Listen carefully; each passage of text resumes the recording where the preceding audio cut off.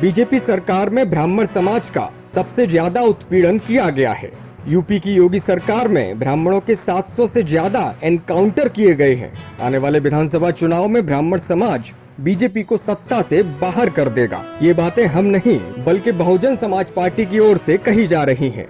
BSP के राष्ट्रीय महासचिव सतीश चंद्र मिश्रा ने बाराबंकी में आयोजित प्रबुद्ध वर्ग सम्मेलन में ब्राह्मण समाज को लेकर तमाम बड़ी बातें कही हैं। इससे पहले प्रबुद्ध वर्ग सम्मेलन के मुख्य अतिथि के तौर पर पहुंचे बसपा के राष्ट्रीय महासचिव सतीश मिश्रा का जोरदार स्वागत किया गया। कार्यकर्ताओं ने उनको तिलक लगाकर और मालाएं पहनाकर स्वागत किया। सम्मेलन में उमड़ी भीड़ को देखकर सतीश चंद्र मिश्रा भी गदगद दिखाई दिए। उन्होंने अपने संबोधन में कहा कि बीजेपी का असली चेहरा बीएसपी सामने लाएगी, जिससे बीजेपी सरकार अब बीएसपी से डर रही है।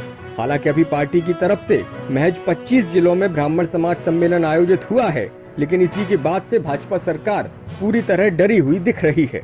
सतीश चंद्र मिश्रा ने कहा कि सभी जनपदों में इस तरह के सम्मेलन आयोजित होने हैं।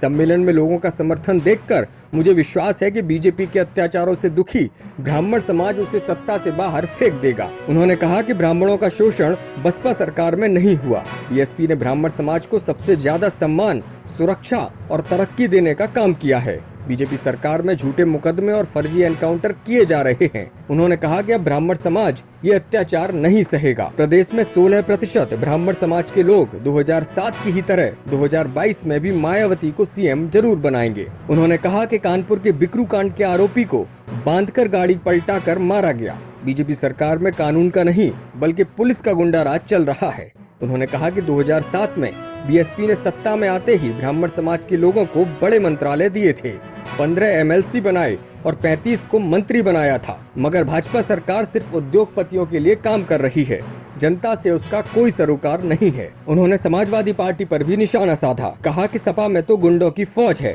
उन्हें जनहित से कोई लेना देना नहीं है। उन्होंने ब्राह्मण समाज से अपील की कि 2022 में बीएसपी को वोट करके मायावती के कंधों को मजबूत जरूर बनाएं।